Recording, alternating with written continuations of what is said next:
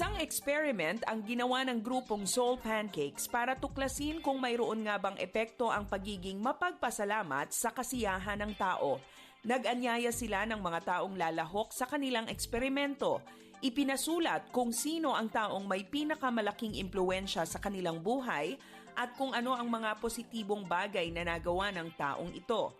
Pagkatapos magsulat, ay pinatawagan sa kanila ang taong kanilang itinuturing na greatest positive influence sa buhay nila. Siyempre, nagulat ang kanilang mga tinawagan. May mga naiyak habang binabasa ang kanilang pasasalamat sa taong nagkaroon ng mabuting impluensya sa kanilang buhay. Ikinumpara ang level ng kanilang kasiyahan bago at pagkatapos nilang maipahayag ang kanilang pasasalamat. Ang resulta, tumaas ng 15% ang happiness rating ng mga taong nagpahayag ng kanilang gratitude. Kaya nga, sa 1 Thessalonians chapter 5 verse 18 ay ganito ang paalala sa atin. Give thanks in all circumstances, for this is God's will for you in Christ Jesus. Magandang araw! Ako si Maloy Malibiran sa Lumbides para sa ProTips, partner mo sa inspiradong trabaho at negosyong umaasenso.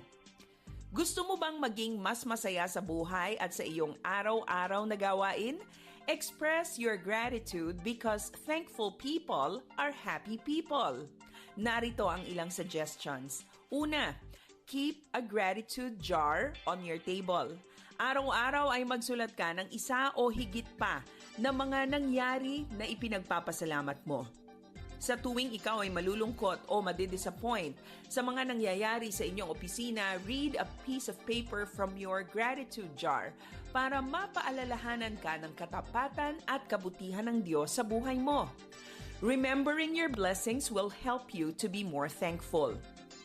Pangalawa, make your own alphabet of gratitude. Noong nakaraan ay may ibinahagi ako sa inyo dito sa ProTips na Alphabet of Thanksgiving. Mula A hanggang Z, inilista natin ang mga bagay na pwedeng ipagpasalamat sa buhay at trabaho. Bakit hindi ka gumawa ng sarili mong Alphabet of Gratitude mula A hanggang Z? Sino-sino ang mga tao at ano ang mga bagay o pangyayari na ipinagpapasalamat mo? Ilista mo ang mga ito hanggang sa mabuo ang iyong alpabeto. At pangatlo, revive the art of sending thank you notes or cards. Sa panahong ito, masaya pa rin na makatanggap ng pisikal at hindi digital na thank you card. To help you practice gratitude in the workplace, magtago ka ng ilang thank you cards sa iyong drawer o kaya blank cards. At sa tuwing mayroon kang katrabaho na mayroong nagawang mabuti sa inyong team, bigyan mo siya ng thank you note. Grateful people are not just happy people. Magaan at masarap din silang makatrabaho. Be that kind of coworker. Choose to be grateful. Para sa ProTips, ako si Maloy Malibiran sa Lumbides. Be a blessing in the workplace today. May pito o whistle ka ba sa iyong emergency kit?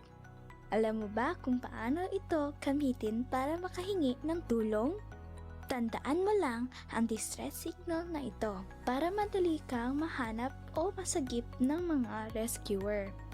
Pumito ng 3 maiksing tunog gamit ang iyong pito.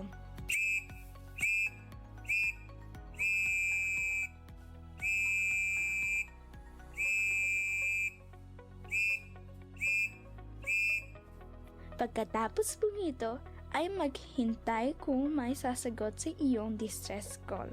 Ulitin ang distress call hanggang ikaw ay sagutin o maltapuan ng mga rescuer. Ang 3 tunog ng pito ay pagsasabi na, I need help. Siguraduhin ituro ito sa iyong mga mahal sa buhay. Simpleng kaalaman para sa ating kaligtasan. Ang paalala nito ay hatid ng 1116 DXAS, your community radio.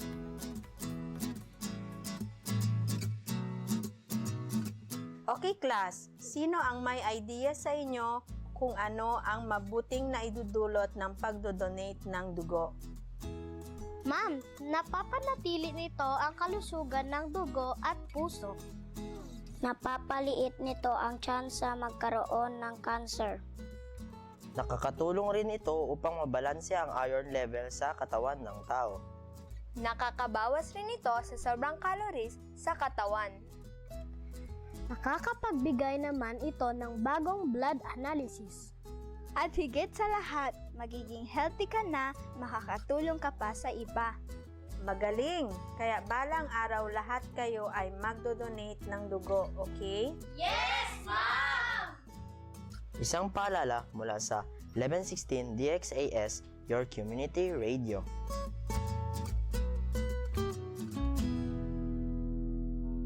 Simula pa noong 1948, lubos na naibabahagi ang mabuting balita ni Hesukristo sa mga Pilipino sa ating bayan at maging sa mga nasa ibang bansa tungo sa Far East Broadcasting Company Philippines. Sa Mega Manila, makakapakinig sa 702 DZAS AM, Agapay ng Sambayanan, at 98.7 DZFE FM, The Master's Touch. Sa Santiago City, Isabela, sa 1143 DZMR AM, Missions Radio. Legazpi City, Albay, CARE 104.3 Dewey FM. Sa Quezon, Palawan, 106.3 DZRK FM, Radio Kapitbisig. Sa Tacloban City, 97.5 DYFE-FM, unang tugon ng pamayanan. Bacolod City, 1233 DYVS-AM, the sweet voice of salvation. Up 987 DYFR-FM, life-changing. Sa Cagayan de Oro City, 103.3 The New J DXJL-FM, your positive choice.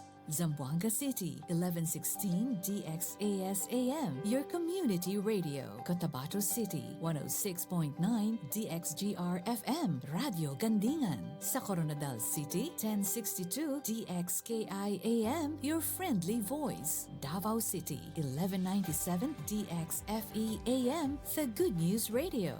Makakapakinig din sa mga online streams at sa mga mobile apps. FEBC Philippines, hanggang marinig ng lahat.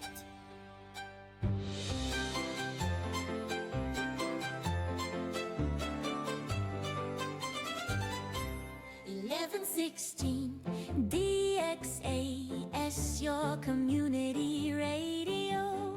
Kasama sa araw-araw, kakwentuhan, kaagapay, kaibigan, kabarangay.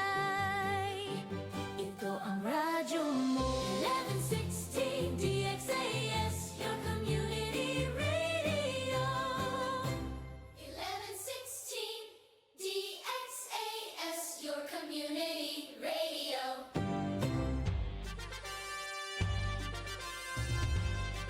El DXAS FEBC, de ustedes Radio Comunidad, ta serví para conectar gobierno, privado y mga miyembro del comunidad. DXAS 1116, de ustedes Radio Comunidad.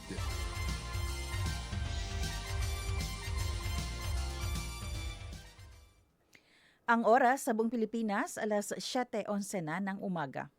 Alamin ang mga kaganapan at mga pinag-uusapan sa Zamba Sulta. Makibalita at makibahagi sa pagbabago at pag-unlad. Oras na, Zamba Sulta!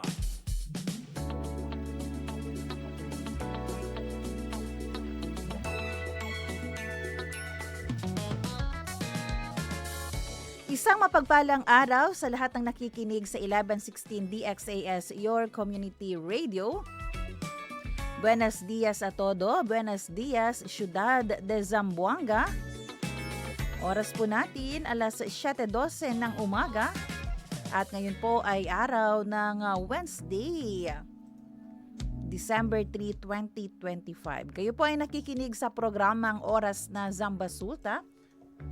Kami po ang inyong mga lingkod, Sara May Tulabing.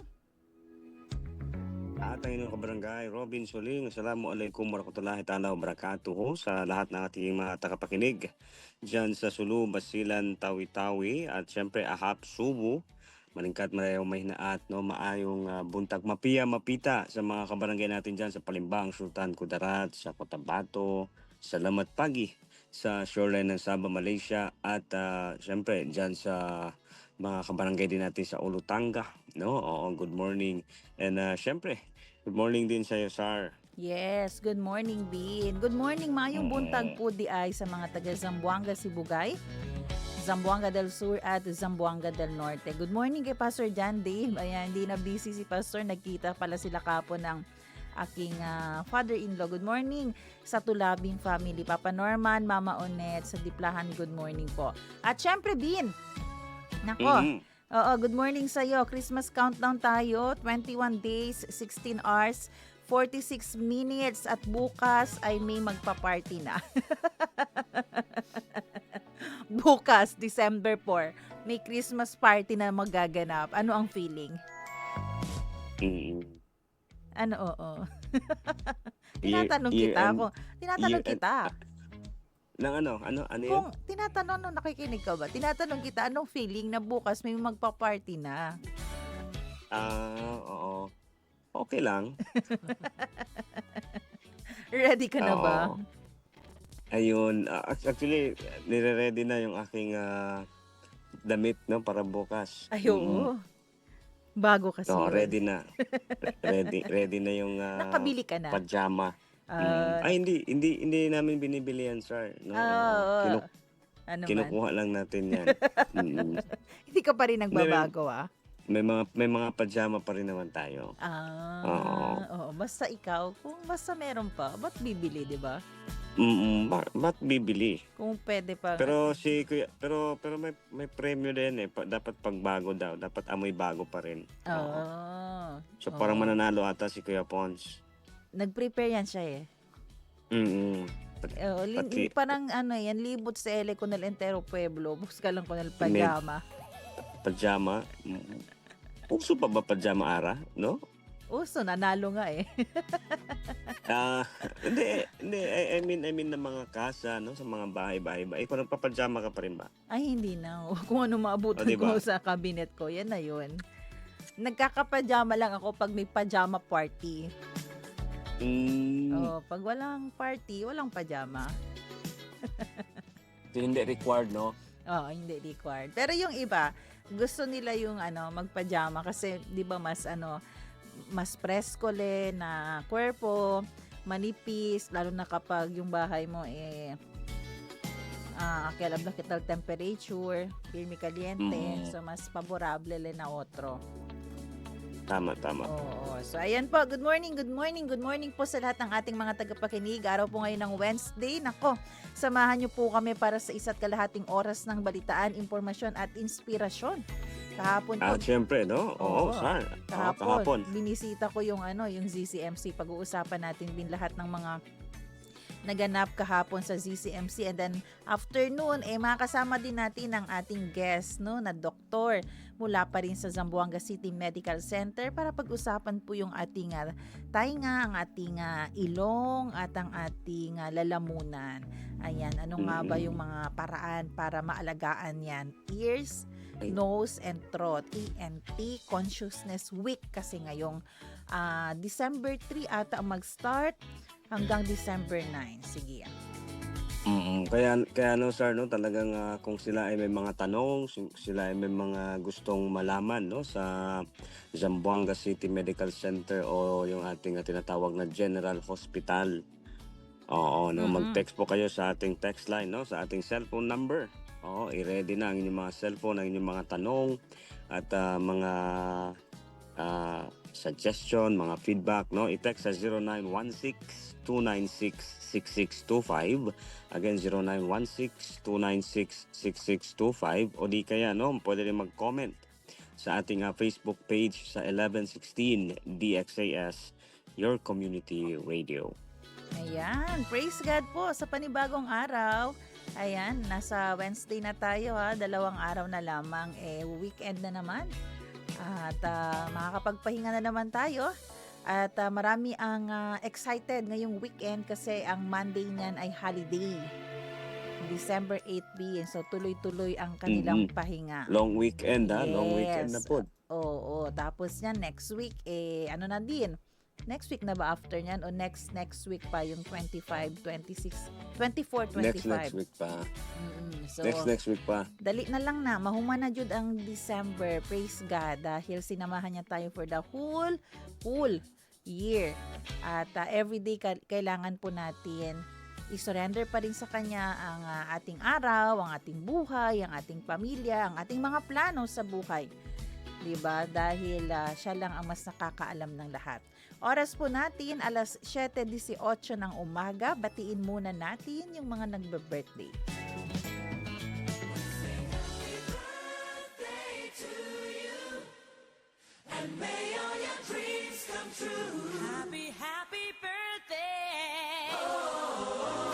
December 3, happy birthday sa aking dating student sa Bible study, Angel Felipe. Hi Angel, dyan sa barangay Paso Bolong. Happy birthday sa'yo.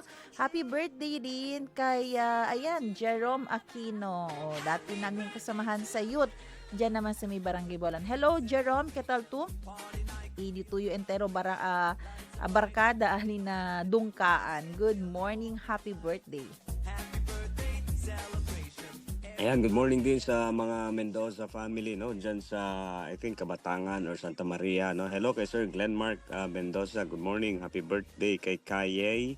At, ayan, sa ating ka-FEBC din, no? Ellen Fernandez. Kay Ma'am Ellen, good morning. Happy birthday, no? Sa Office of the President. Ito. Kay Kay, good morning. Happy birthday. At kay Vera Tessa Alona Flores. Happy birthday. Ayan, so muli, happy birthday po sa inyong lahat and God bless you.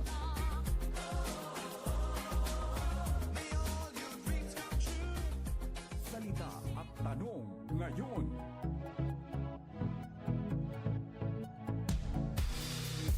Para sa ating salita ngayong umaga, patience with others. Sa Filipino o Tagalog, pagiging mapagpasensya sa kapwa. Natchavacano, tiene pasensya con otro gente. Sa Bisaya, pagpailob sa uban o pagpasensya sa uban. Ilonggo, pagka mapinasensyahon sa iban. Natawsog mas kasawar atau pasensya sa iban. Ayan, tanong po natin. Paano nyo po pinatutunguhan yung ibang tao? O how do you deal with other people? Sabi po sa Ephesians chapter 4 verse 2, be completely humble and gentle, be patient, bearing with one another in love.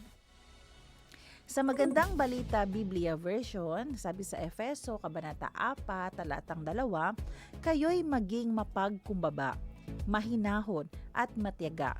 Magparaya kayo dahil sa inyong pagmamahal sa isa't isa.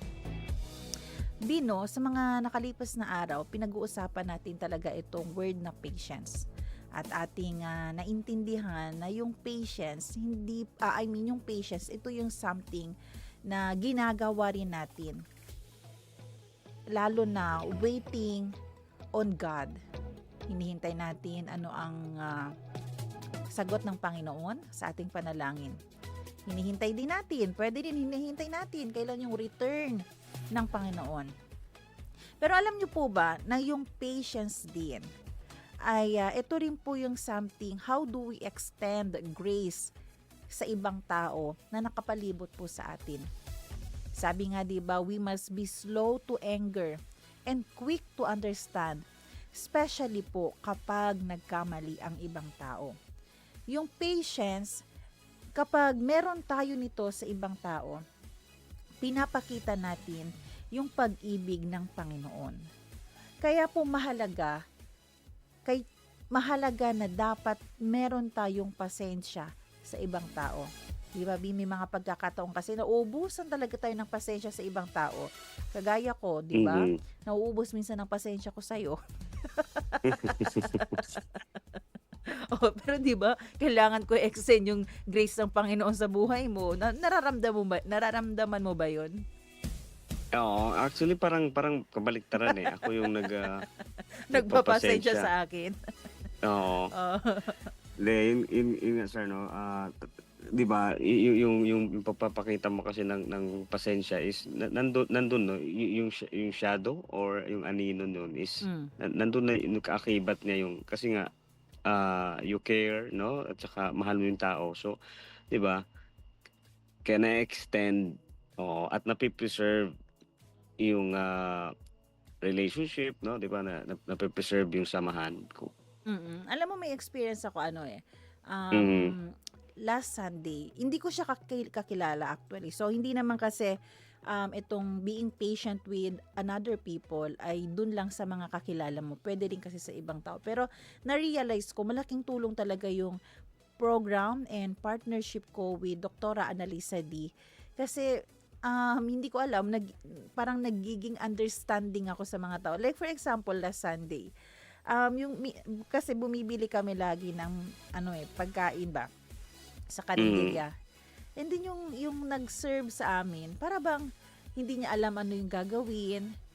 Tapos mahina siya yung gumalaw, hindi ba yung maliksi, hindi yung mabilis para ma-feel naman ng customer na hindi mahina si tanserba. Mhm. And then na-realize ko yung bang imbes na magalit, naramdaman ko na baka may pinagdadaanan. Oo. So, in that manner po, 'di ba? Normal reaction kasi natin pwede tayong, "Ning apura ta meneng, din mahina mga yun mo be. Siyempre pata kami nada." Pero kung maintindihan natin na ang bawat isa ay may background, kaya pwedeng magkamali siya, maiintindihan natin na hindi lahat ng tao parehas sa atin, magkakaroon ng pag-extend ng grace. Hindi din dahil mabait tayo, kasi kung ako lang, hindi naman ako mabait.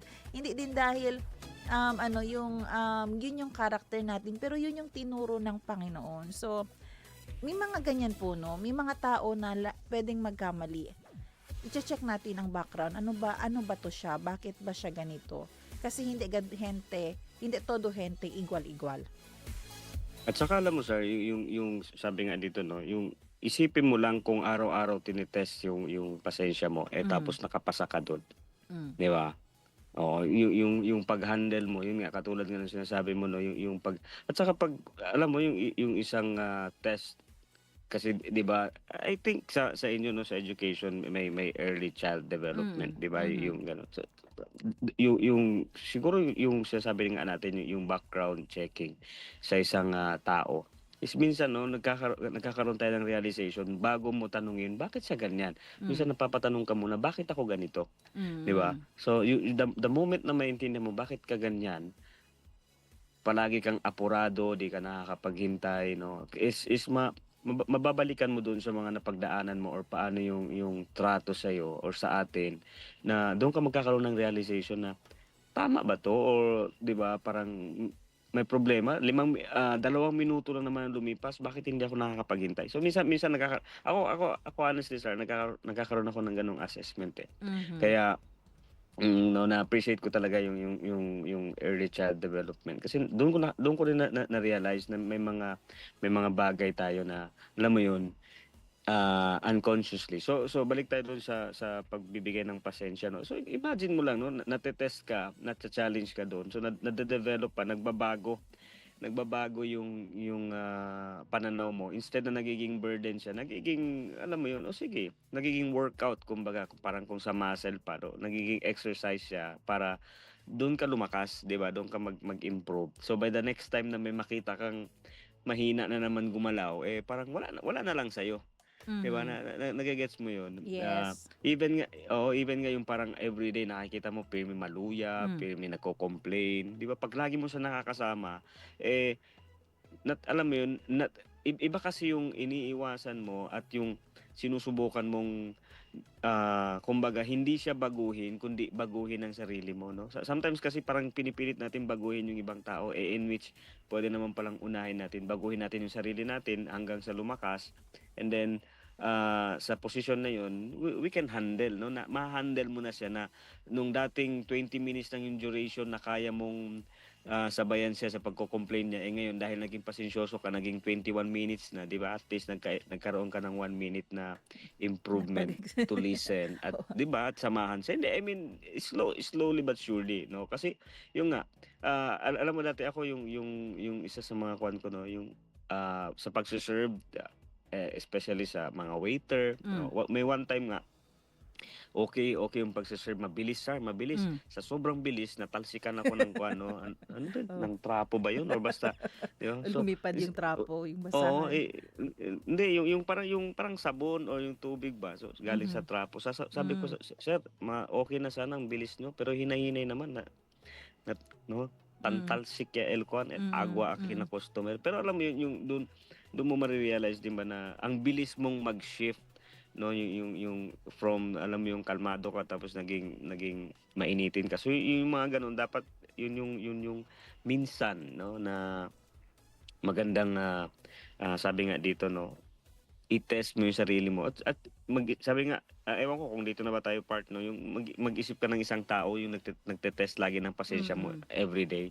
So, siguro ikaw hindi mo na kailangan mag-isip, no, kasi araw-araw mo naman nakakasama si Kuya Pons. Ay, Si Kuya Pons. pala. Oo. Pero magandang character yun, no, na i-check din natin ang ating sarili, paano tayo, para ma-realize natin ano yung pagkakamali natin. And then, kung makikita natin tong certain tao, na itong taong ito, alam na natin paano siya pakikitunguhan. Kasi ayaw natin yung ginawa sa atin o yung ginagawa mo, maramdaman ng taong iyon.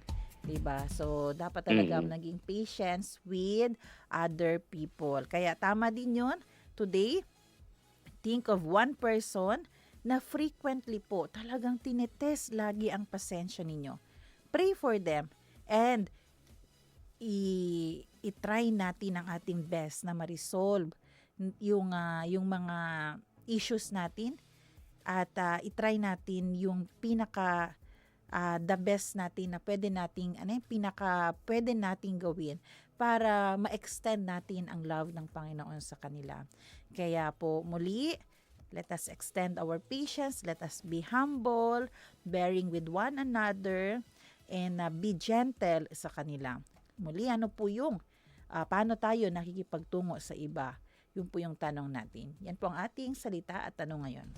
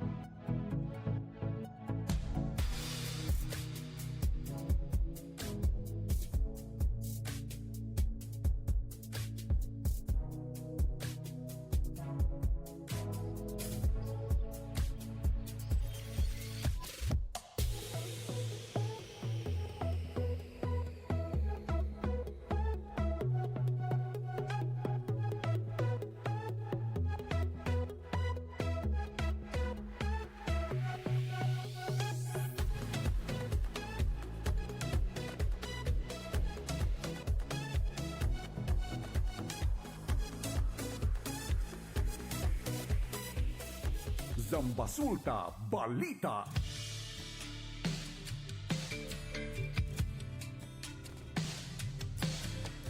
Oras natin mga kaibigan, alas 7:31 ng umaga at ngayong umaga bin, gaya nga ng sinabi ko kanina, pag-uusapan natin yung naganap na Ronda de Salud ayer na syudad, aquí na Zamboanga City Medical Center. Sabihin ko pa sana syudad de Zamboanga. Ayan, alam mo ba Bin, nakapasok ka na ba dyan? I mean, kahit sa ER mismo. Oo, nakapasok na ilang beses na tayo nakuha dyan, no, na na nagkaroon ng pasyente. Oo. Oo. So ano yung observation mo doon? Observation ko doon sa Zamboanga City. Sa ER. Actually, yung bagong ER nila ngayon, yun lang ang hindi ko na napuntahan pa. Yung bago. Oo. Pero I think yung old, alam mo kasi kahapon, quarterly nagkakaroon kami ng Ronda de Salud dyan sa ZCMC kung saan lahat ng mga media ay iniimbitahan para syempre magkaroon ng open forum at magkaroon kami ng pagkakataon na matour yung mga buildings dyan sa loob ng ZCMC. Kahapon, una naming pinuntahan itong emergency room. Alam mo kung bakit? Para mapakita talaga aktwal sa media at maisabi natin sa public kung ano yung totoong situation, especially dito sa Zamboanga City, no, malaking bagay na ma-explain natin ngayon kung ano yung nakita natin kahapon. And hindi lang pala Zamboanga City, kung saan man abot ng ating frequency, ng ating signal, kasi ito din yung mga tao na pumupunta dito sa ating lugar para magpa-check up, magpa-admit, kasi so far ito yung pinakamalapit na ospital na kompleto pwede nilang puntahan. So kahapon din, una kaming pinapasok sa emergency room. At doon, gusto ko munang ibigay yung mga good things. Highlights. Yes, oo. Alam mo, pagpasok namin sa ER, kasi nung last time kasi may pasyente din kami dinala dyan, pag nasa labas ka at pagbubuksan nila yung pintuan ng ER, masasabi mo, ay masyadong puno, ay masyadong crowded, tapos parang feeling mo hindi ka makakahinga doon sa loob. Pero alam mo, kung totala kita adentro, okay. I mean, kung ako mag-a-assess, limpyo el lugar. Kabar, chenele akil abla kita, pwede turisilla en buenamente. Dili siya katong sobra ka crowded na hindi ka na makatayo, or yung magsisiksikan talaga kayo sa loob na parang alam mo yung sardinas talaga. Actually, hindi naman pala talaga ganun. Sobrang laki ng ER ng emergency ng ZCMC. Malinis, malakas ang aircon. Puno lang talaga siya. Puno, kung sa puno talaga. Alam mo kahapon nag-explain sa atin si Dr. Tahil, Dr. Shadrina Tahil, yung bed capacity ng ER supposed to be ay 25 lang talaga. Ibig sabihin, 25 na pasyente lang sana dapat ang meron sa loob ng ER. Pero nakakaya nilang gawin hanggang 35. Pero alam mo yung reality, Bin? Ilan ang nasa loob? Milan. 111 patients. So can you imagine? 111 patients ang nasa loob, triple ng maximum ang kanilang nakikater dyan. Bakit? Number one kasi hindi sila pwedeng mag-refuse ng patient.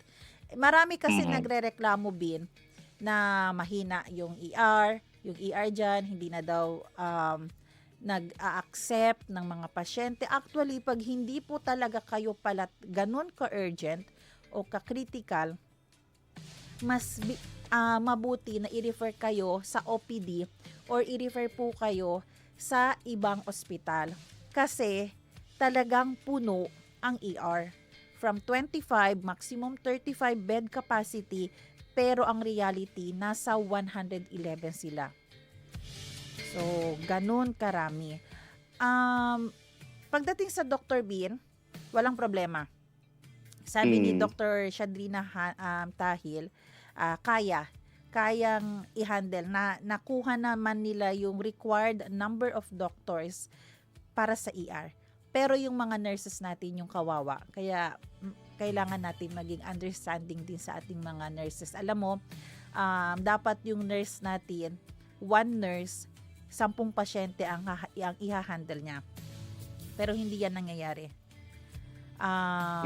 Isang nurse, sobra pa sa 10 ang kanyang hinahandle. Ganun po yung situation dyan sa loob ng ER. Kaya po, may mga pagkakataon talaga na masasabing hindi ka namunta po ni atensyon. Alam mo ba, minsan nga nakausap din namin si Dr. Abdal Kunting, yung mismong chief ng ZCMC. Nung pumunta kami nila Ma'am Dang, Pastor Aquino para nga sa ating handog radyo, mention din actually ni Dr. Kunting na yung mga nurse natin, dapat 8 hours lang yan nagjo-duty, ma'am. Pero hindi, umaabot yan minsan ng 12 to 15 hours kasi hindi masida yun pwede bolbe. Kasi i-turn over pa Manila yan. Yung mga record ng patients sa bagong nurse na papasok. So, alam mo yun, dapat 8 hours, 12 hours, pero minsan umaabot talaga ng 15 hours yan sila nandyan pa sa loob ng emergency room. Kaya po, importante na maging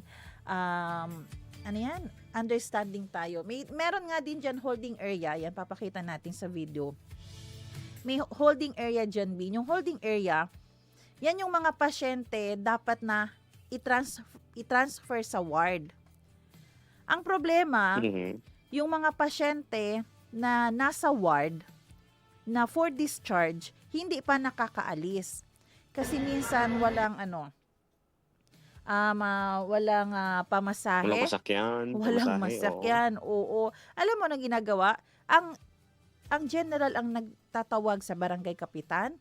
Minsan daw tatawagin nila yung pamilya ng pasyente or hihingi na lang talaga sila ng tulong sa DSWD para mabigyan ng pamasahe o mahanapan ng sasakyan para maiuwi lang. Pero nagkakaroon daw din talaga ng time na sa sobrang tagal na makadischarge ng pasyente na nasa ward, yung nasa holding area, gumaling na lang doon sa loob ng ER. So, alangan i-transfer pa daw nila sa ward, edi i-discharge na lang nila. Di ba? Kasi puno na yung ER, puno pa yung ward. So, ano kaya yung pwede nating i-relay sa tao no, na gaano dapat natin i-extend ang ating patience naman. Ayan, kanina po nag-uusapan natin yung patience, no? Paano natin i-extend ang patience natin sa ating ZCMC? No, yun nga sir, no, kasi na since tayo na hindi pa naman tayo pasyente, tapos since tayo yung nasabihan no ng kondisyon, di ba, maintindihan din natin, especially nga sa sitwasyon nga ng ating di ba, ng ating bansa ngayon. Oo, no, ang daming kumbaga tinututukan, no? So kailangan talaga maintindihan. At least I mean yung good thing naman na nakikita natin kasi is may mga improvement, no, yung mga facilities. Yun nga lang, no, kasi siyempre hindi man yan instant din yung pagbabago, no. Pero alam mo kasi hindi mo naman talaga basta-basta maipapaliwanag yun, especially kung tayo nga din minsan nasa sitwasyon na, di ba, ganyan, no, sakit, emergency, talagang we expect instant na, alam mo yun, kagalingan o yung kakalmahan, di ba? So, ayun, challenge din talaga, no, sa ZCMC, no. Siyempre, yung di ba, tawag or yung call of duty, no, di ba, yun yung kanilang sinumpaan din, no? So challenge yun sa kanila na paano nila matutulungan, no, paano nila mabigyan ng atensyon, especially yung mga nangangailangan, no, sa kalusugan or sa health, sa sakit, di ba? Kahapon nga pinakita din pala sa atin sobrang puno. Alam mo ba yung dating opisina nila, doon yung nakalagay na may PhilHealth, pwede ka mag-asikaso ng PhilHealth doon, magproseso, may cashier doon. Pagpasok mo doon, yun yung mga windows. Pero alam mo, pagpasok mo kahapon doon, may mga pasyente, 4 na pasyente, doon din nilagay. Tapos sa gilid nun, nandun yung karatula dito, yung proseso ng PhilHealth, proseso ng ng cashier. Yan yung dating MSS sa pagkaalala ko. So ngayon, nilagyan na rin siya ng pasyente kasi nga talagang puno na dito sa ER, and then yung iba nga ay hindi pa matransfer agad-agad sa ward kasi punuan rin ang mga ward at matagal din minsan mag-discharge yung mga ibang pasyente kasi sila din, hindi rin nila natatapos yung mga proseso. So, good thing, sorry. Sige, good thing din, sir, no? Kasi yung 'di ba, yung ZCMC is pinapaalam na nila or pinapakita nila sa media, no? For how many years pa? Ilang taon na ba tong ganitong kwat? Itong ronda. Ako nung bumalik ako dito sa DXAS naman, meron na yan. Pero eto Meron ngayon, na. first time na nag-media tour sa loob ng ER kasi gusto na talaga nila ipakita ano talaga yung real situation ng loob ng ER. So remember ha, 25 bed capacity, in-extend nila hanggang 35. To 35. Pero ang nasa Pero loob po ay more than hundreds. 100. Oo. Ayan po. 111, no? Di ba? Imagine mo, Yes. nasa 60, 65 Oo. or, di ba? Almost Oo. 70 yung Triple talaga yung Oo, tinaas. oo. Kaya po sana daw maintindihan ng ibang ospital o ng ibang pasyente bakit sila pag hindi urgent, pag hindi critical ay nire-refer na lang nila muna sa ibang ospital or pinapa-forward nila sa OPD. Zambasulta Balita. Ayan, ito naman Bin, alam mo, meron palang tinatawag na consignment pharmacy ang mga public hospital. Kahapon ay nag-tour din, dinala rin kami sa isang pharmacy. Dito mo yan siya matatagpuan, di ba? Si Entra to Nagator General, Kabarman Exit 2, diretso mo. And then yung first na turn right mo, yung tapat na building na yan, dyan yung pharmacy. Ang consignment pharmacy Bin, eto pala yung parmasya na pwedeng bumili ang mga pasyente ng gamot na hindi pasyente ng ZCMC. In short, kung kayo po ay pasyente ng ibang ospital, Pasobolong, ZRMC, Ciudad, medical ba yan? Oo, ng Doctors Hospital. Basta ibang pasyente, pasyente kayo ng ibang ospital, ang sa consignment pharmacy, pwede ka pala bumili ng gamot dyan sa loob, basta meron ka lang reseta. Siyempre, Kasi merong tinatawag pala na regular pharmacy at consignment pharmacy. Ang regular pharmacy, si outpatient 2 or inpatient 2 yan, admit contigo, alituan na diila regular pharmacy. Sa consignment pharmacy, lahat ng outpatient pwede rin mag-avail dito ng libreng gamot at yung mga pasyente ng ibang ospital ay pwede rin dito mag-avail ng gamot, pero Bin, ang pinagkaiba lang ay bibilhin mo siya in a cash basis. Pero kahit cash basis mo siya bibilhin dyan sa loob ng consignment pharmacy ng ZCMC, mas mura talaga siya compare sa ibang pharmacy. Oo. And din ang maganda rin dito, pwedeng mag-discount ang PWD at ang senior. Oo, basta may reseta ka lang. So kung paano po kayo bumibili ng ng gamot sa ibang parmasya, ganun lang din ang proseso sa consignment. Ang tanong, bakit may bayad? Kasi po intended po ito, number 1, para makatulong lang talaga sa ibang pasyente na mahal yung gamot sa ibang parmasya, dito kayo bumili sa consignment. Number 2, parang din nila to, income din to ng General Hospital kasi naniniwala naman sila if you are from a private hospital na pasyente, ibig sabihin medyo hindi ka indigent, nasa middle class ka, so sila nga daw mga staff, mga doktor, mga relatives nila dyan na bumibili kasi parang tulong na din sa ZCMC. So may ganyan po oo. So kung may mga gamot kayo na kailangan bilhin, good for 3 months, basta available, kaya po nilang ibigay yan sa inyo. Kaya po nila kayong pagbentahan yan. Kailangan nyo lang po dalhin ang reseta, sabihin nyo doon sa gwardiya, andayo alya na consignment pharmacy para kumpra medisina. Pag PWD ka, senior ka, pwede po kayong humingi ng discount. Ano yung mga gamot na meron po sa loob? Ito po yung mga gamot antibiotics, anti-hypertensive, gamot po para sa diabetes, yung mga maintenance medicines, meron po dyan sa consignment, at gamot po para sa ubo at sipon.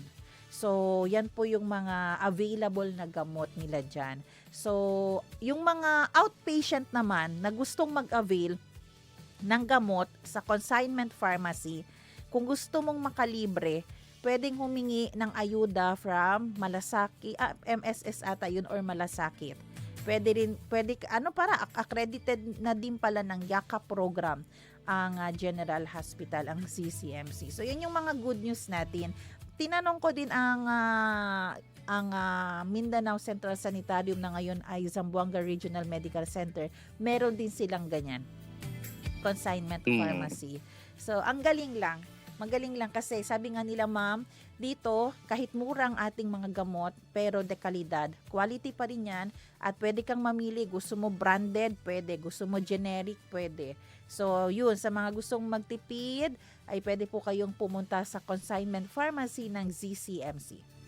Zambasulta Balita. Ayan, oras po natin, alas 7:48 ng umaga. Nako, meron po sana tayong pag-uusapan din pero wala na tayong oras. So, eto po, abangan nyo po yan bukas ang continuation natin sa mga na-discover pa natin sa loob ng ZCMC. Eto po, ayan, yan po ang ating mga balita para sa araw na ito. Bin, magbe-break na tayo, pero wag silang bibitaw. Dahil sa ating pagbabalik ay makasama po natin si Dr. Tara Trent Tuble para pag-usapan po yung tungkol sa ating ear, nose, and throat. Kaugnay po ito ng Consciousness Week. Kami po ang inyong mga lingkod, Sara May Tulabing. At ang inyong kabarangay, Robin Soling. At siyempre, sir, pasyente rin ako dyan sa ears, nose, and throat. No? So, talagang magandang tutukan yan. So, mga kabarangay natin dyan na nakikinig, no? Huwag kayong bibitaw. Magbabalik ang oras ng Zambasulta dito lang sa 1116 DXAS. Radyo. Komunidad.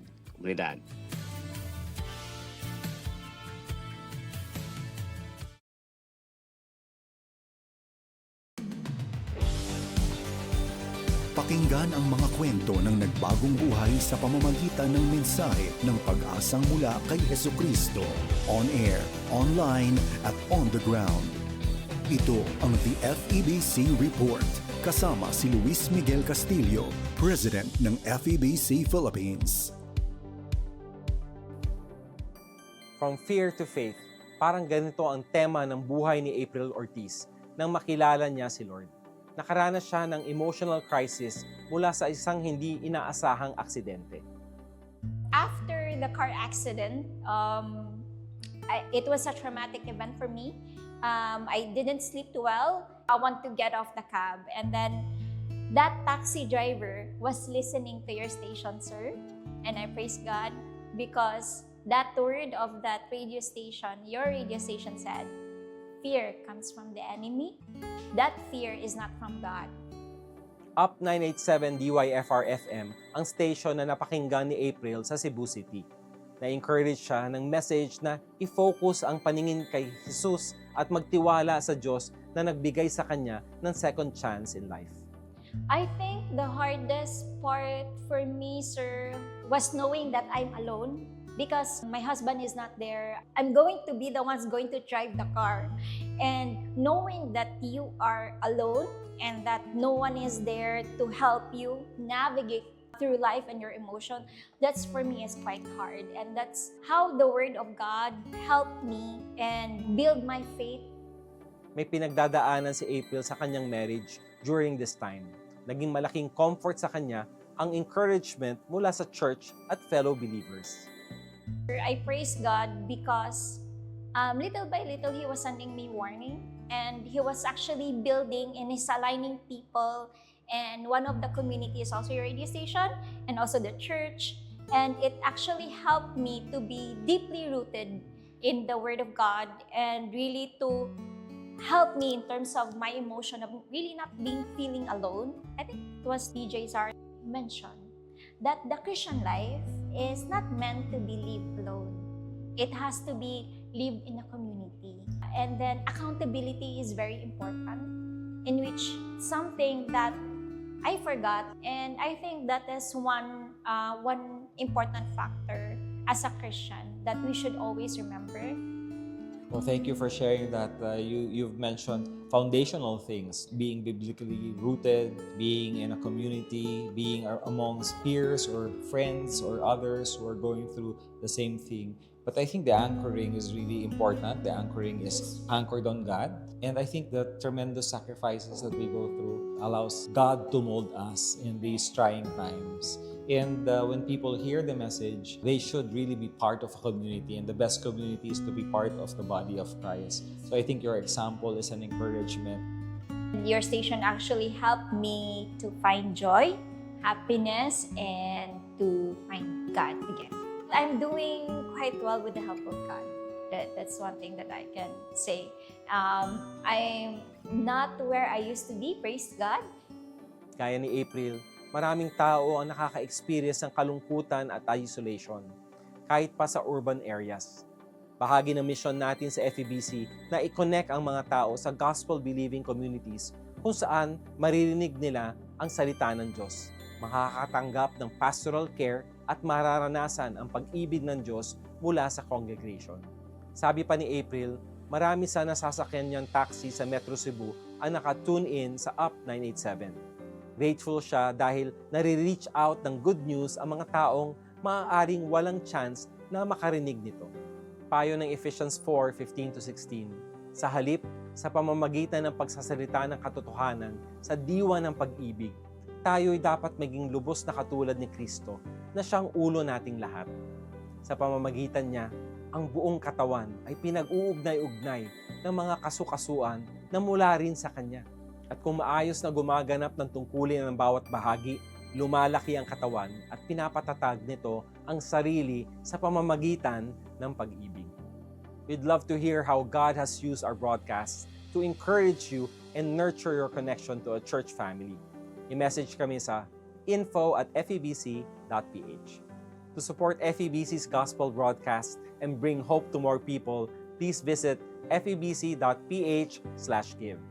Hanggang sa susunod, ako si Luis Miguel Castillo para sa The FEBC Report. Take care and abide in Christ. Napakinggan mo ang The FEBC Report. Para maging updated sa ating stories online, mag-subscribe na sa ating YouTube channel at i-follow ang ating Facebook at febc.ph. Maging kabahagi sa misyon ng Far East Broadcasting Company Philippines na ipahayag ang mensahe ng pag-asa ni Hesukristo sa mundo. Bisitahin ang aming website sa febc.ph/give.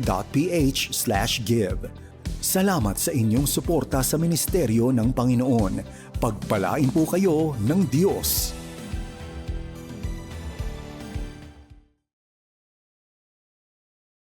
Joy that will be for all the people. Today in the town of David, a Savior has been born to you. He is Christ the Lord. Luke 2:10-11. All throughout sa Christmas story, maugid ni ang mensahe sa Ginoo. Ayaw kahadlok. Sa kang Zechariah, ayaw kahadlok. Sa kang Mary, ayaw kahadlok. Sa mga shepherds, ayaw kahadlok. Bisan pa og dili klaro ang sitwasyon, bisan pa og nakuratan sila, nahadlok sila sa mga panghitabo, God says, do not be afraid. He is working. He is in control. He is bringing good news of great joy. And this is still our assurance today, because the Savior who was born, Jesus Christ, is the fulfillment of God's promise even from Genesis. Mauni ang first gospel. Ang unang saad, the Redeemer will crush the serpent. So karong Pasko, we don't need to fear the future. We have a Savior, and He will save His people from their sins. Celebrate the good news of great joy right here on FEBC Radio, communicating Christ in our world. Oras na, Zambasulta!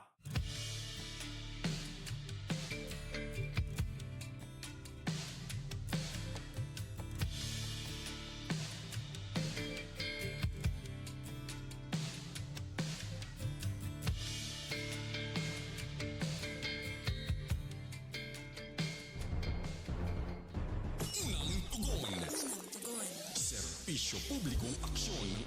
Ang leptospirosis ay sakit ng tao o hayop na sanhi ng bakteryang Leptospira. Ito ay makikita sa mga taong nababad sa tubig baha. Posibleng maapektuhan nito ang iba't ibang bahagi ng ating katawan gaya ng atay at bato na maaaring ikasawi ng karamihan. Ilan sa mga simptoma ng leptospirosis ay panlalamig, pananakit ng kalamnan, pamumulan ng mata, pananakit ng tiyan, labis na paninilaw ng ihi, pagtatae at pagsusuka, pamamantal ng balat o skin rashes, labis na pananakit ng ulo at paninilaw ng balat. Kung agad matutuklasan sa loob ng 2 araw, maiiwasan ang komplikasyong sanhi ng sakit na ito. Ang sakit na leptospirosis ay maaring maiwasan at madaling malunasan kung agad na maaagapan. Paalalang hatid ng inyong Philippine Red Cross at ng Far East Broadcasting Company, Philippines. Han, hindi ko maisaksak itong TV natin. Sira na kasi itong electrical cable niya eh. Kapag sinusubukan kong idikit sa saksakan, nag-i-spark. Nako, wag mo na munang isaksak, baka mapano ka pa. Wag na rin muna natin itong gamitin sa ngayon. Dadalhin ko na lang ito sa repair shop para maipaayos o mapalitan na. Mabuti pa nga. Mahirap Oras na, Zambasulta. At nagbabalik ang oras na Zambasulta. Kayo pa rin po ay nakikinig sa 1116 DXAS, your community radio. Muli, ako po ang inyong lingkod, Sara May Tulabing. Ang DXAS ay isa sa mga himpilan ng Far East Broadcasting Company at kasapi sa kapisanan ng mga broadcaster ng Pilipinas. Ang FEBC ay isang non-profit, non-commercial at donor-based radio station.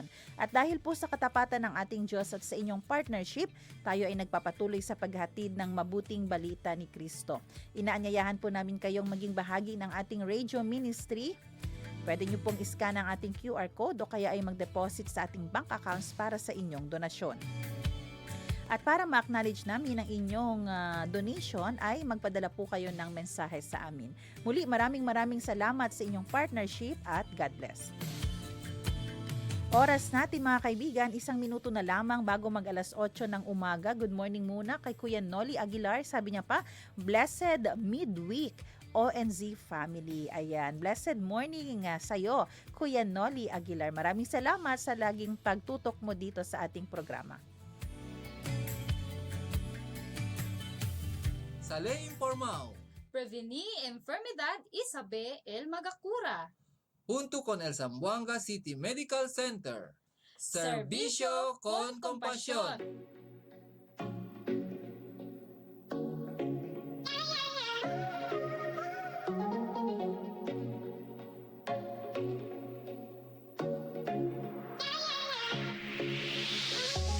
Ngayong araw ng Miyerkules, pag-uusapan po natin ang tungkol sa ear, nose, and throat. Alam niyo po ba na ngayong December 3, simula po ngayong araw na ito, December 3 hanggang December 9, ay meron po tayong tinatawag na Ear, Nose, and Throat Consciousness Week.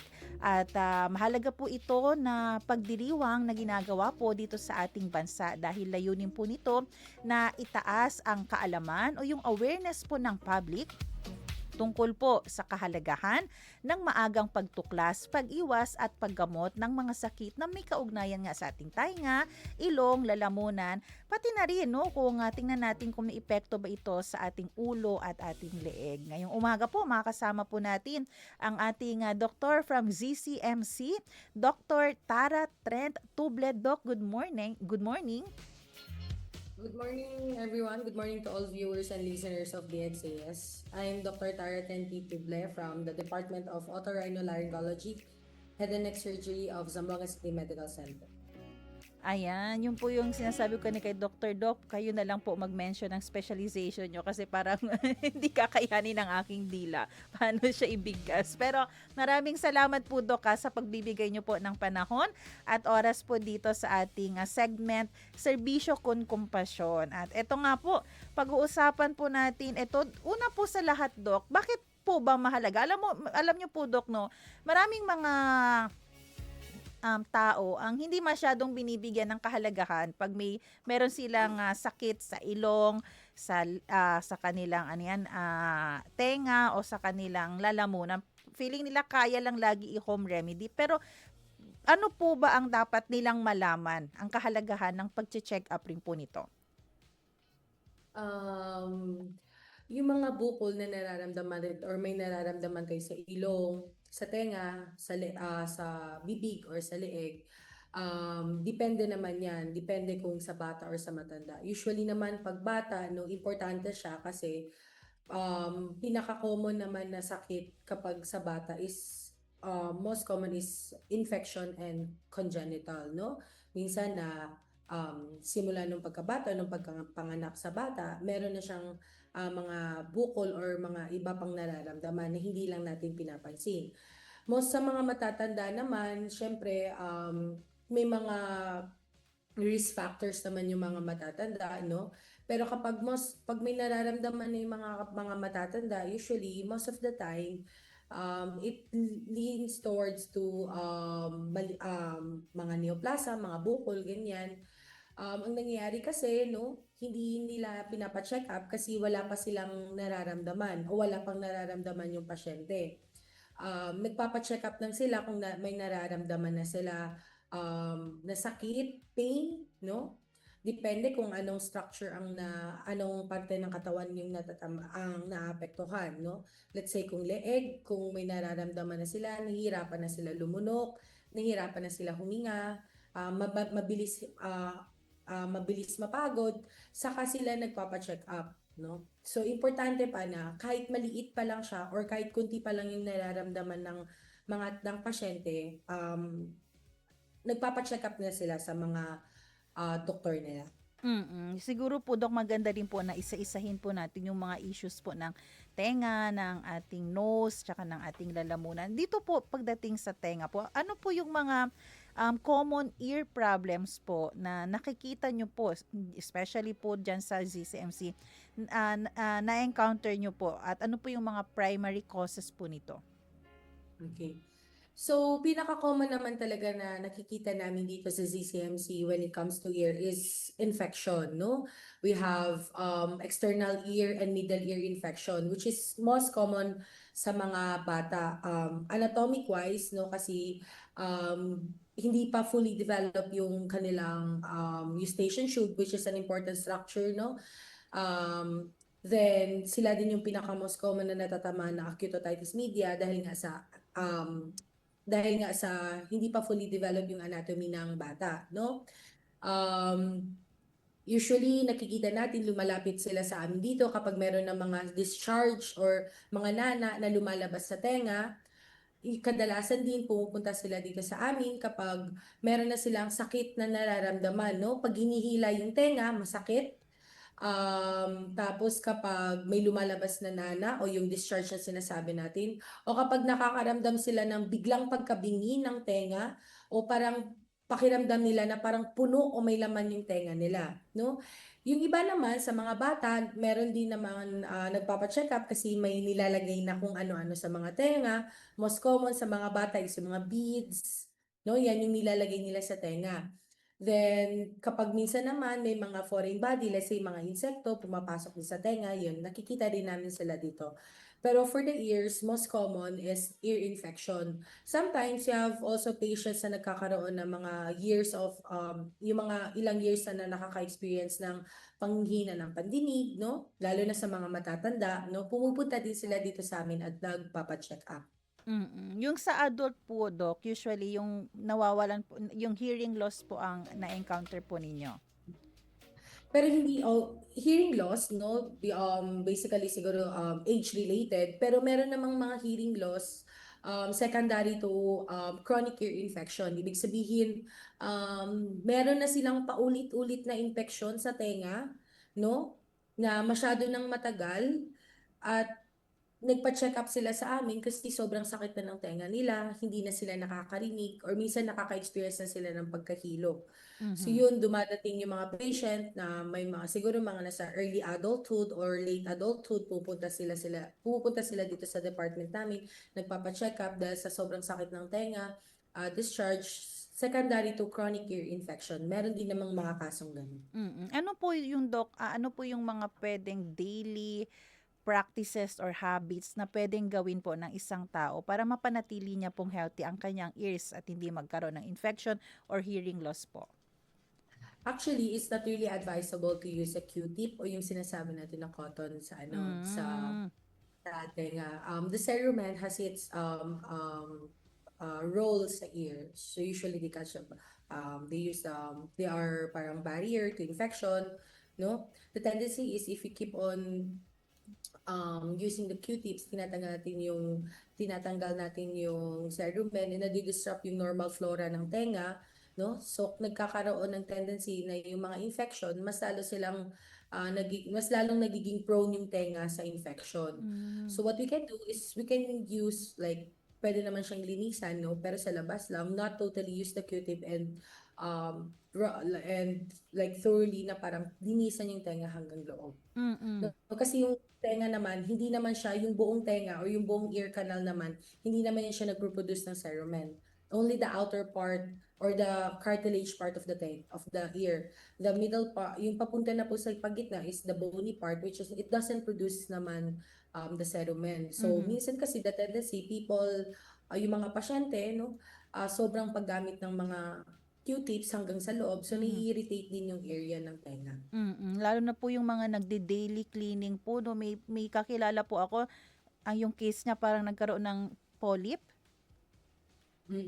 So, yun naman ma'am, usually kapag paulit-ulit na ginagamitan ng Q-tips or cotton buds yung tenga, nai-irritate, nagkakaroon ng tinatawag natin na oral polyp, which is nagagamot naman siya, natatanggal, tapos nagagamot lang with otic antibiotics or otic drops. Okay. How about po dito, Doc, sa atin namang ilong, no? Ano naman po yung mga prevalent na nasal issues na ating na-encounter na meron po yung mga pasyente natin? Okay. So, most common naman sa amin dito, pagdating sa ilong is yung mga pasyente na mayroong mga signs and symptoms of allergic rhinitis, no? So, patient may come here due to frequent sneezing, pagbabara or nasal congestion. Yung iba naman pupunta dito kapag merong mga clear or watery rhinorrhea or yung clear watery discharge from the nose. Minsan nakaka-experience sila ng postnasal drip or pangangati ng lalamunan, no? Yung iba naman pupunta sila dito kasi sobrang obstructed or barado yung ilong nila. Para sa mga baradong ilong, no, marami namang pwedeng possibility na kung bakit siya nagbabara. No, pinaka-common sa amin is yung nasal polyp, no? Next thing is after nasal polyp, marami din kami nakikitang patient dito na may mga bukol sa loob ng ilong. No, yung mga bukol sa loob ng ilong, hindi naman siya sa ilong lang. Pwedeng galing siya sa mga sinuses natin, no? Meron kasi tayong mga sinuses, which is the maxilla and frontal, no? Yung pinaka naapektuhan palagi, no? Tapos yung nangyayari is nagkakaroon ng bukol, no? Tapos lumalaki siya sa loob ng ilong, then nagbabara. Kaya yung mga pasyente namin pupunta dito, usually yun yung pinaka nirereklamo nila, barado yung isang ilong or barado yung dalawang ilong nila. Kaya po pala kanina sa introduction nyo po, minimension nyo po yung mga bukol. Kasi pwede po pala talagang magkabukol sa tenga, sa ilong po, Doc, no? Lalamunan, Yes, of course. pwede po. Pero, Doc, itong rhinitis tsaka sinusitis, may pinagkaiba po ba ito, Doc? Yes. Ang difference ng rhinitis and sinusitis, no, from the word itis, ibig sabihin inflammation, and infection, no. When we say it's sinusitis, it affects the sinuses, no. When we say rhinitis, it is the inflammation and irritation of your nasal mucosa. Pero ano po yung Yes po, ma'am. yung pinagkaiba ng symptoms nila, Doc? Usually kapag rhinitis, no, nakakaramdam sila ng pagbabara ng ilong, parang nahihirapan na lumabas yung, sinasabi nila nahihirapan silang huminga. No, pag sinusitis naman, usually nakakaramdam sila ng headache, frontal headache, masakit dito. Yung iba naman nakakaramdam ng parang masakit din dito. Lalo na kapag pinipress, parang may nafe-feel silang tenderness. Yung mga ganito, Doc, allergies daw po ba yan? Yung iba naman, ma'am, pwede namang allergies siya, no? Yun din naman yung common na nakikita din namin dito. Yung iba naman, pwede siyang yung tinatawag natin na acute rhinosinusitis, which is a combination of rhinitis and sinusitis. Ano po yung pinakamagandang gawin, Doc, para maiwasan po natin itong mga sinusitis, rhinitis, allergies? Sa mga pasyente namin, no, kapag nakakaramdam sila ng usually pagbabara ng ilong, nasal congestion, watery discharge from their nasal cavity, no, parang palagi silang sinisipon. Tapos kasama nun is pananakit ng ulo, usually dito, pati dito sa ilalim ng mata. no, pwede silang magpa-check up dito para masilip natin, no, kung ano yung reason kung bakit nagkakaroon sila ng mga ganong sintomas. Not necessarily all the time na kapag nakakaramdam ng ganon, no, pagbabara, pagde-discharge, it's indication of rhinitis or sinusitis, kasi yung mga discharge, pagbabara ng ilong, pwede rin naman yan nakikita sa ibang klase, sa ibang mga sakit. Pwede rin nakikita sa mga pasyente na may bukol sa ilong, no, or may bukol sa sinus, no, mga ganon. So kaya importante pa rin na pinapa-check up or pinapasilip yung ilong para malaman kung ano yung reason kung bakit nakaka-experience yung pasyente ng ganon. How about po yung mga madaling mag-nosebleed, Doc? Ano yung mga causes po bakit madali silang mag-nosebleed at anong pwedeng gawin immediately pag ganun po? Okay. So, for cases of nosebleed, no, meron tayong mga, depende naman yan sa age, no? There are some patients na, let's say, adult na, or teenagers na lalaki, no? Meron tayong tinatawag na acute juvenile angiofibroma, which is a bukol sa ilong, no? Sa mga bukol sa ilong siya na tumutubo, tapos ang common presentation niya or common na napapansin sa pasyente is na nosebleed, no, epistaxis kung tinatawag natin. So dumudugo yung ilong, nagkakaroon ng pambabara or pagbabara sa ilong, no. Then common siya among female and sa mga teenagers, no. Usually naman pinaka-common ko sa mga bata is trauma, no, nose picking, yun yung common sa kanila.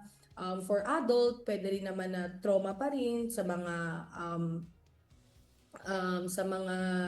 na-aksidente, naka-experience sila ng epistaxis.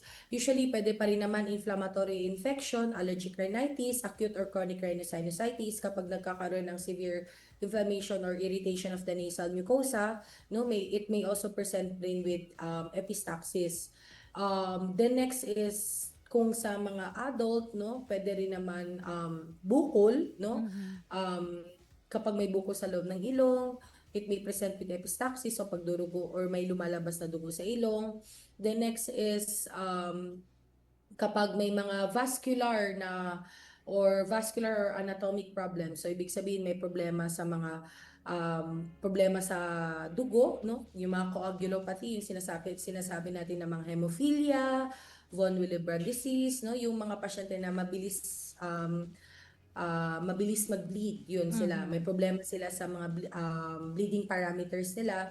So they may also present with epistaxis. So in adult, pwede rin naman kapag sobrang taas ng BP ng pasyente, no, pwede rin sila mag-present with epistaxis. So what we can do sa bahay if kapag nakakita tayo ng pasyente or meron tayong relatives na merong or nakaka-experience ng epistaxis is first we ask the patient to lean forward, no, not backwards. The tendency kasi ang ginagawa ng pasyente is they pinch their nose then lean backwards, no. The tendency is yung dugo kasi pupunta siya palikod, no. Then pwede tayong ma-aspirate or pwedeng malunok yung ma-aspirate sa dugo, no. So what we can do is we lean forward, then we pinch yung malambot na parte ng ilong. So ang tawag doon, yung pagpipinch ng parte ng ilong is the Trotter's maneuver. So what we can do is we can pinch the patient's nose, no, or yung ilong, then we can pinch it for about 15 minutes. So popondo po yung dugo dito, Doc? Usually pag ganito, nape-press kasi natin, meron kasing parte dito sa ilong natin which the Kisselbach's plexus. Usually yun yung source ng pagdurugo, no? Marami kasing blood vessels yung ilong natin, no? So kapag napipinch natin, nape-pressure natin, napipigilan natin yung pagdurugo or yung pagdurugo ng ilong. So we pinch, no? Firm pressure for about 10 to 15 minutes. Then afterwards we can recheck if there's still bleeding, no? For patient with profuse bleeding, ganun pa rin, then we immediately bring our patient to the nearest hospital. Opo, yung ano ko rin po tanong, kailan po nilang dapat i-decide na kailangan na dalhin sa ospital ang patient? Kapag If it's a minimal bleed lang naman, no, kapag yung hindi naman siya profusely bleeding, pwede naman nila na um, they can reach it after 10 to 15 minutes if tumigil na yung pagdurugo. Pero ideally, if it's profusely bleeding, hindi humihinto, nakaka-experience ng pagkahilo yung pasyente, it's really important na dalhin nila yung pasyente nila. Pero regardless, no, kung dumugo man or hindi, pero kapag nakaka-experience yung pasyente ng pagdurugo ng ilong or naka-experience ng palagi na dumudugo or nagkakaroon ng epistaxis yung pasyente, ipa-check up na nila kasi para malaman kung ano yung reason behind ano yung reason kung bakit paulit-ulit na dumudugo yung ilong ng pasyente. Ayun, ako, napakaraming interesting na bagay tayong natutunan po ngayon pagdating sa ating ilong. Sa ating throat naman po, Doc, ano po yung mga common throat problems naman po na meron yung isang tao? So, for throat naman, no, pinaka-common pa rin is infection, no, kapag nakaka-experience, no, palaging nirereklamo ng mga pasyente namin is masakit lumunok, no. Most common cause naman talaga ng infection sa lalamunan is viral infection pa rin. So, eventually, for a week, gagaling din naman ng pasyente. Symptomatic lang yung management, no. Pwede pa rin naman magkaroon ng bacterial infection, no, doon sa lalamunan ng pasyente. Regardless kung viral man siya or bacteria, importante pa rin na ipa-check up nila, no? Meron din naman mga pasyente kami nakaka-experience ng odynophagia, masakit yung pagdunok, at the same time nahihirapan silang lumunok, no? Pag nahihirapan lumunok yung pasyente, pwede naman dahil sa sakit. Syempre, masakit kasi lumunok, no? Pero meron din naman nahihirapan silang lumunok kasi merong nakabara sa daanan, no, ng lalamunan natin. So, pag ganun, no, pwede nating tignan, no, kung ano yung reason kung bakit nahihirapan lumunok yung pasyente natin. So, pwede natin silipin yung lalamunan ng pasyente to check if there are presence of bukol, no, para malaman natin kung may bukol sa lalamunan ng pasyente. Then, not necessarily lahat naman ng pasyente na nahihirapan lumunok is bukol naman. Meron namang ibang pasyente na nahihirapan lumunok kasi may iba pa silang sakit, no? Pwede ring na-stroke yung pasyente, no? May mga neurologic problems kaya nahihirapan sila lumunok. For cases na may mga neurologic problems, pwede pa rin naman sila magpa-check up sa amin, no? Para malaman natin kung anong mga pagkain yung pwedeng kainin ng pasyente, no? Kung ano yung kaya niyang pwedeng kainin, no? Pero pag sa lalamunan, kapag nahihirapan lumunok, masakit lumunok, no? Or nahihirapan lumunok tapos nagpro-progress siya, no? Initially, parang yung pasyente kaya niyang lumunok ng matitigas like kanin, then eventually nagpro-progress siya to liquid, then soft, no? Sa mga lugaw, then eventually liquid na lang. It is very important na napapansin yun kasi it usually indicates na posibleng may bukol na tumutubo sa lalamunan ng pasyente. Kaya napapansin natin na initially kaya niyang lumunok ng ganito, then eventually nagpo-progress siya, nagwo-worsen siya. At hindi na siya totally nakakalunok, no? Marami kaming mga pasyente na ganun. Ayan po. Dok, how about po yung ang gagaya po ng mga nagtatrabaho na laging nagsasalita, laging ginagamit ang kanilang boses, teachers, singers, ayan, no? At marami pa pong iba. Ano po yung dapat nilang gawin para ma-maintain po nila yung good vocal po nila? For teachers naman, we have received we have patients naman talaga ng mga teachers dito. And pinaka-common na reklamo nila sa amin is namamaos sila, no? Yun talaga yung pinaka-common. Ang common kasi talaga ang cause ng pamamaos, no, is voice abuse.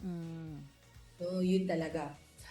May mga pasyente, no, kapag pag na-experience sila na parang namamaos sila, tapos hindi na gumagaling or hindi na nawawala, pwede silang magpa-check up sa amin at silipin natin yung vocal cords nila.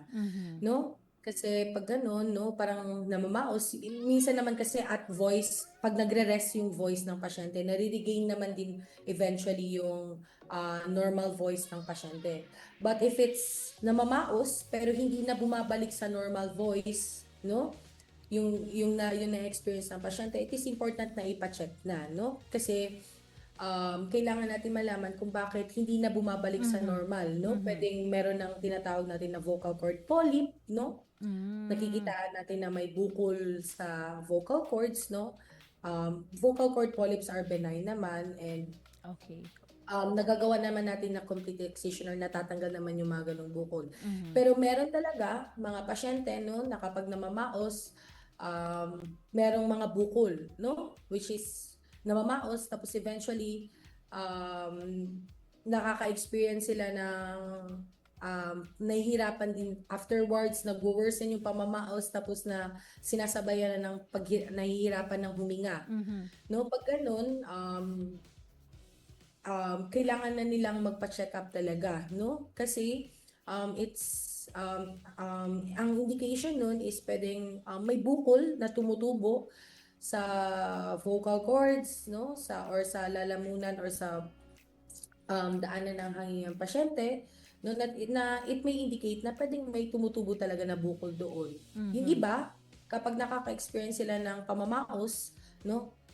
It may also indicate na parang pwedeng na-paralyze, no, yung isang vocal cords, no? Or na-paralyze yung isang vocal cord ng pasyente.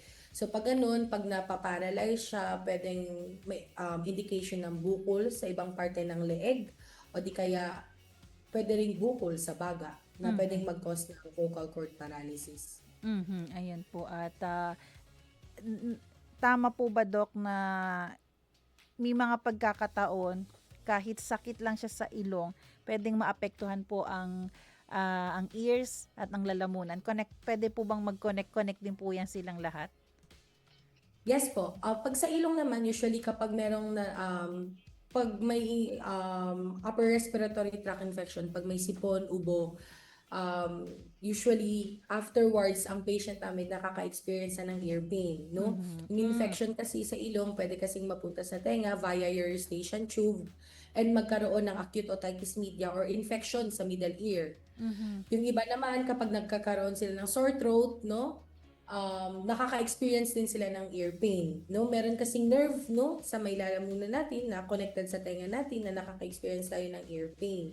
Kaya minsan kahit sore throat yung complaint ng patient, no, meron siyang nararamdaman din na ear pain. So that's what we call deferred pain, no? Kasi dahil sa mga ugat na magkalapit, kaya kahit yung mga pasyente namin, sore throat yung kino-complain, pero nakakaramdam din sila ng ear pain. Yung iba naman, kapag nagkakaroon ng temporomandibular joint dysfunction o yung common na alam ng pasyente is lockjaw, no? Pwede rin maka-experience yung mga pasyente ng ear pain ng ganun. Kaya kapag nararamdaman nila na masakit yung tenga, kailangan din nilang magpa-check up para malaman natin kung saan, ano yung reason kung bakit sumasakit yung tenga. No? Kasi yung ginagawa ng pasyente kapag masakit, ganito, ganyan, i-google lang nila, tapos iinom na lang sila ng gamot. Pero hindi kasi yun tama kasi kailangan din natin malaman kung ano yung reason kung bakit sumasakit yung tenga. Ayan po. How about po, Doc, ano po yung mga lifestyle na dapat nilang iwasan and ano po yung panawagan yun na rin po sa ating mga tagapakinig? Well, most importantly, ang pinakauna talaga is bawasan natin yung pinaka-common kasi talaga dito sa amin is mga cancer patients, no? Bukol sa bibig, bukol sa leeg, bukol sa daanan ng pagkain, or bukol sa daanan ng hangin, no? Yan yung pinaka-common talaga na nakikita namin dito. Tapos ang bukol din sa dila, meron din kaming mga ganyan. Sa bibig, no?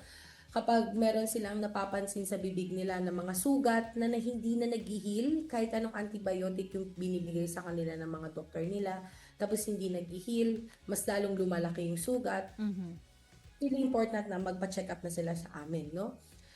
Common cause kasi talaga sa kanila is common denominator among those bukol is paninigarilyo. Ayun. Yes. Paninigarilyo talaga, no? Next is we also receive patients na na nagmamama o yung kumakain ng Opo. betel nut. Mm-mm. Yes. Mm-mm. So, marami kaming mga pasyente na gano'n na nagmamama or yung term namin, nagmamama or kumakain ng betel nut. And nagkakos, which is also nagkakos ng cancer sa oral cavity, no? Sa lips, sa dila, no? Pwedeng gano'n. So, yun talaga ang pinaka-importante, no? Bawas yung mga paninigarilyo, pag-inom, and pagkain ng mama, no? Yun talaga yung pinaka-common denominator sa mga bukol na yun. No, when it comes to infection or mga allergic rhinitis, no? Pinaka-important talaga is avoid allergens. No, kung ano yung nagko-cause ng allergies, no? Dust, fur na mga pets, no? Yun yung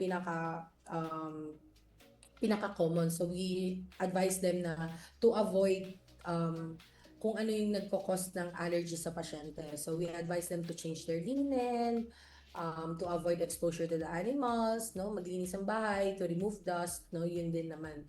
So yung iba naman sa thyroid, no? Marami rin kami mga pasyente dito na may mga bukol sa thyroid, no? Kapag pag mga ages below 14 or more than 70 years old, no?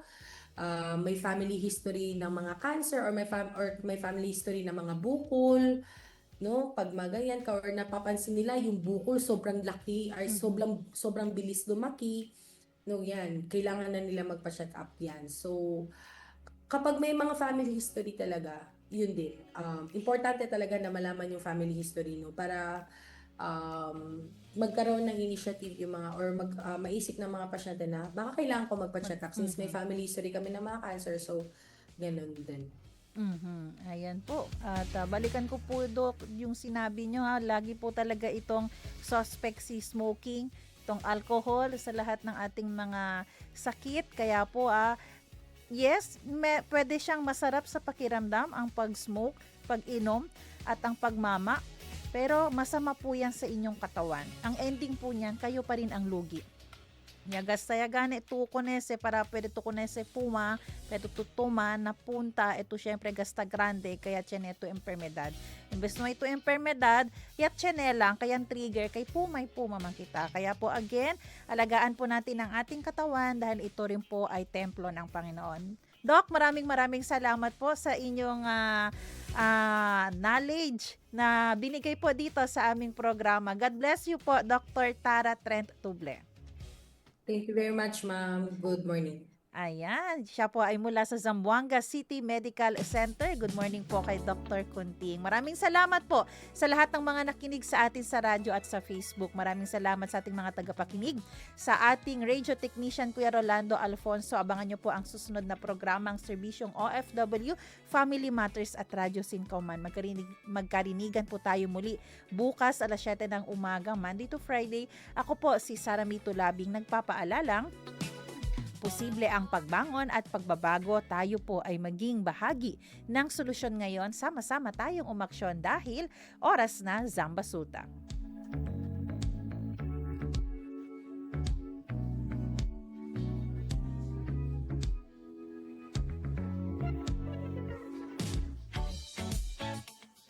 Inyong napakinggan ang programang Oras na Zambasulta. Para sa mga komento, mensahe o suhestyon, tumawag o mag-text sa 0916-296-6625 o sa 0998-844-1410.